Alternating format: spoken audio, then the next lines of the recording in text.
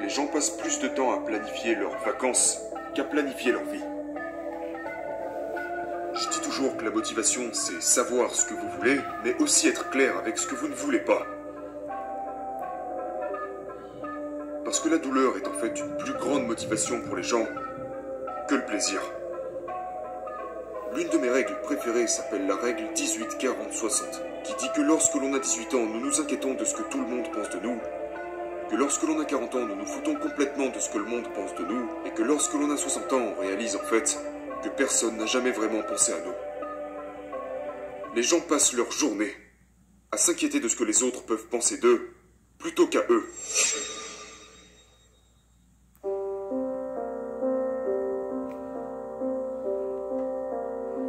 Donc vous avez ces deux zones au fin fond de votre cerveau qui font partie des deux grands groupes de cellules appelés noyaux gris centraux, à l'intérieur desquels se trouve le noyau accubain.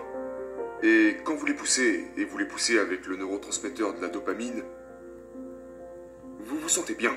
Vous savez, c'est un peu comme le jackpot. La cocaïne aussi procure cette sensation. Ses adeptes en raffolent. La pornographie procure cette sensation. Les films d'horreur procurent cette sensation. Sauter d'un avion peut procurer cette sensation. Mais plus vous le faites, plus cela commence à user vos centres de plaisir. Et ce qui se passe, c'est qu'il vous en faut de plus en plus au fil du temps pour retrouver la même sensation. Donc pour se sentir mieux et faire durer ce plaisir, je fais la distinction entre la mauvaise dopamine et la bonne dopamine. D'accord? Donc vous voulez faire couler de la dopamine sur votre noyau accubain à un certain rythme, de sorte à ce qu'il vous maintienne heureux et stimulé, par opposition aux décharges reçues par les films d'horreur, la pornographie, la cocaïne. Parce que si vous libérez trop souvent de dopamine, vous ne faites qu'épuiser vos centres de plaisir. Un fait intéressant est que les gens qui sont obèses ont un noyau accubain qui ne réagit plus comme les autres personnes. Il est atrophié, il est plus lent à réagir que celui d'une personne qui serait en bonne santé. Parce que tous ces aliments, très riches en calories, riches en sucre, riches en graisse, qui le frappent encore et encore avec de la dopamine, commencent tout simplement à l'user. Donc ensuite, il vous en faut de plus en plus pour ressentir le même niveau de plaisir. Et vous savez, après avoir accompagné de très nombreux toxicomanes au fil des années, ce qui se passe avec les toxicomanes, c'est qu'au début, ils consomment pour se sentir bien, puis à partir d'un moment, ils ne consomment plus pour éviter la dépression. Donc ils se retrouvent à consommer de la drogue dans le seul but de se sentir normaux. Mais ensuite, vous savez, le cycle d'addiction démarre et les gens se retrouvent alors piégés. Donc vous voulez toujours protéger vos centres de plaisir.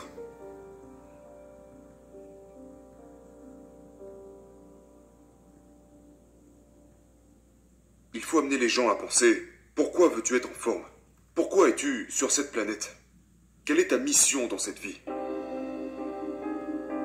Et trop souvent dans la jeune génération, personne ne leur pose ce genre de questions. Et donc, maintenant vous les entendez dire, je veux être le prochain Jeff Bezos, je veux être la personne la plus riche du monde. Mais dès que vous commencez à faire ça, vous ne faites que préparer votre chute. D'accord? Car ceci est un type de pensée qui mène à la dépression. C'est aussi le mauvais côté des réseaux sociaux, car vous vous comparez à des personnes qui ne sont en fait pas tout à fait réelles. Et comme vous n'êtes pas à leur niveau, vous vous sentez inférieur, et cela vous mène à la dépression. Et au passage, vous commencez à mal manger. Vous vous retrouvez avec un faible niveau de vitamine D, votre système hormonal est affaibli à cause des toxines physiques et mentales que vous avez accumulées. Et bien évidemment, ça ne s'arrête pas là, mais lorsque vous vous comparez aux autres, vous savez, je pourrais me dire, eh bien, je n'ai jamais gagné le prix Nobel, donc ma vie n'a pas de sens. C'est juste pathétique. La marijuana augmente le risque de psychose de 450% si elle est consommée de manière régulière. Ce n'est pas une bonne chose. Et la raison pour laquelle je suis devenu en quelque sorte pessimiste est que j'ai réalisé plus de 150 000 scans cérébraux axés sur le flux sanguin et l'activité du cerveau. Et à ce niveau-là, on finit par avoir une image toxique du cerveau. C'est un peu comme il y a 20 ans en arrière, l'alcool était considéré comme bon pour la santé, n'est-ce pas? Je dois boire mes 2 verres de vin par jour parce que c'est bon pour le cœur, etc. Mais désormais, nous savons parfaitement que l'alcool est relié à 7 types de cancers différents. Même si vous ne buvez que légèrement de façon modérée, toute consommation d'alcool indique un risque accru de développer un cancer.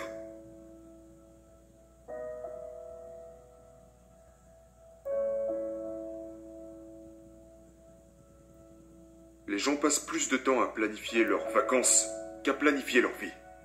Ce qui est un peu étrange.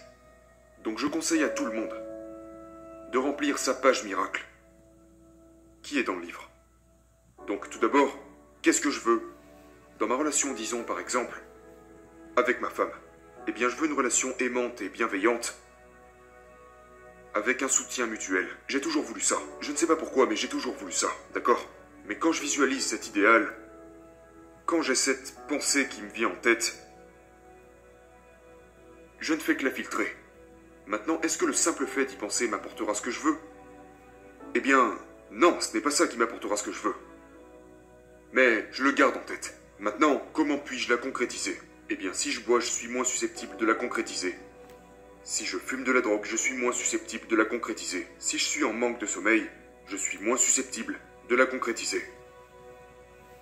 Et donc c'est d'abord la santé du cerveau et les habitudes, puis ensuite la direction claire que je décide d'emprunter. Seulement maintenant, je peux réfléchir à comment y arriver. Et c'est là que je commence à me libérer des mauvaises habitudes. De plus, j'ai publié 2 études qui démontrent que au plus vous grossissez, au plus la taille et les fonctions de votre cerveau diminuent. Donc vous devez être un minimum effrayé par, vous savez, je dis toujours que la motivation, c'est savoir ce que vous voulez, mais aussi être clair avec ce que vous ne voulez pas. Parce que la douleur est en fait une plus grande motivation pour les gens que le plaisir. Quel est le moyen le plus rapide de briser une attaque de panique? 4 étapes simples. La première est de respirer. Vous devez prendre de profondes inspirations et prendre au moins 2 fois plus de temps pour expirer. Cela déclenchera une réponse parasympathique dans votre corps qui fera en sorte de vous calmer. La prochaine étape est d'écrire ce qui vous passe par la tête, parce que souvent, les pensées négatives agissent en spirale descendante et mènent à une attaque de panique. Vous prédisez la pire chose possible, et votre cerveau est tout simplement un maître pour l'empirer davantage. Donc, cassez le cycle. La 3e étape est de ne pas vous échapper. Si vous commencez à avoir une attaque de panique au travail, restez au travail, parce que si vous partez, l'attaque de panique va commencer à prendre le contrôle sur vous. Et cela pourrait en fait se transformer en quelque chose appelé agoraphobie. Vous ne pouvez même plus quitter votre maison parce que vous craignez alors d'avoir une nouvelle attaque de panique. Et puis, la 4e étape, dans le cas où toutes ces choses ne fonctionnent pas, il existe des compléments alimentaires qui peuvent vous être vraiment utiles. La thinine, le GABA, l'ashwagandha. Je suis un grand fan de ces compléments qui contribuent à vous calmer. J'en parle dans mon livre. Absolument, super conseil, j'adore ça. Ma 2e question est, quels sont les aliments les plus simples que nous pouvons ajouter à notre alimentation pour nourrir notre cerveau? Tous les fruits et légumes colorés. Essayez lorsque vous êtes au magasin de choisir autant de couleurs que vous le pouvez, car elles sont chargées d'antioxydants.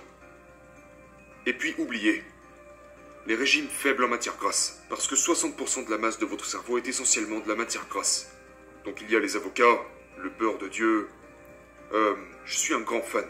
Les poissons sauvages, les sociétés qui mangent le plus de poissons, ont en fait les taux les plus bas de dépression.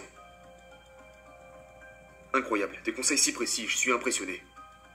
C'est brillant. Ma 3e question est, où se trouve l'ego dans tout ça? Et combien avez-vous étudié l'ego? Eh bien en fait, j'aime beaucoup le concept de Freud au sujet de l'ego et du surhomme. Et je trouve qu'il y a vraiment un lien avec le cortex préfrontal. Donc lorsque votre cortex préfrontal est lent, ou qu'il ne s'est tout simplement pas développé car vous êtes encore jeune, c'est l'enfant au fond de vous qui prend le dessus. Et dans notre société, nous sommes entourés d'enfants immatures. Vous savez, que ce soit à la Maison Blanche, au Congrès, dans les médias, ou, vous savez, dans la vie de tous les jours, nous sommes beaucoup trop impulsifs. Et il y a beaucoup trop de crises de colère. L'ego est une fonction très saine du cortex préfrontal. Donc si vous avez 28 ans ou 40 ans, et que vous êtes bon avec votre cerveau, ça vous aidera à prendre de bonnes décisions. La notion du surhomme de Freud implique de travailler très dur sur vos lobes frontaux. Et vous risquez de devenir rigide, inflexible, et surtout dur envers vous-même et envers les autres. Donc, équilibrer son cerveau revient à équilibrer son ego d'une bonne manière. Brillant. La quatrième question que vous avez soulevée un peu plus tôt est quel est votre meilleur conseil pour toute personne qui souffre du regard des autres ou d'anxiété sociale dans ce genre de milieu? Alors, c'est tellement commun que c'est en fait l'une des formes d'anxiété les plus courantes sur la planète. Et c'est pour ça que les gens boivent. C'est pour ça que les gens se droguent. Parce qu'ils se sentent mal à l'aise avec les autres. Et je pense que t'es comme ça. Que tu es le type de personne qui apprend à gérer son anxiété à travers des choses comme l'hypnose, la visualisation, la méditation, et tout ça devrait juste faire partie de tout ce que nous faisons. Ainsi qu'apprendre à ne pas croire toutes les choses stupides qui nous passent par la tête. Dans mon livre, l'une de mes règles préférées s'appelle la règle 18-40-60, qui dit que lorsque l'on a 18 ans, nous nous inquiétons de ce que tout le monde pense de nous, que lorsque l'on a 40 ans, nous nous foutons complètement de ce que le monde pense de nous, et que lorsque l'on a 60 ans, on réalise en fait que personne n'a jamais vraiment pensé à nous. Les gens passent leur journée à s'inquiéter de ce que les autres peuvent penser d'eux, plutôt qu'à eux. Donc c'est très difficile pour les schizophrènes paranoïaques d'assimiler ça. Parce qu'ils pensent toujours que le monde entier les observe, alors que ce n'est pas du tout le cas. Et vous devez comprendre que si une personne a un regard négatif sur vous, ça ne veut rien dire de plus que cette personne est constipée mentalement. Vous ne savez pas.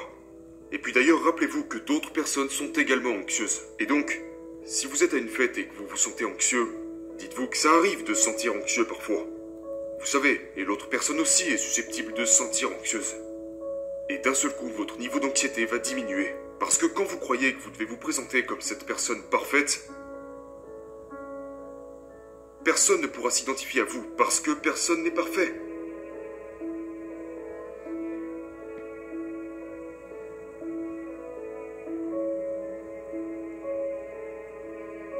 J'ai terminé mon livre avec un chapitre sur l'amour, qui dit que vous ne faites pas la bonne chose parce que vous le devez.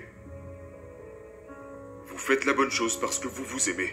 Si vous vous aimez, que vous aimez votre planète, que vous aimez votre pays, que vous aimez votre monde, vous vous retrouvez à faire les bonnes choses, pas par devoir, mais par amour. Et si vous faites les choses par amour, il devient alors tellement plus facile de les faire.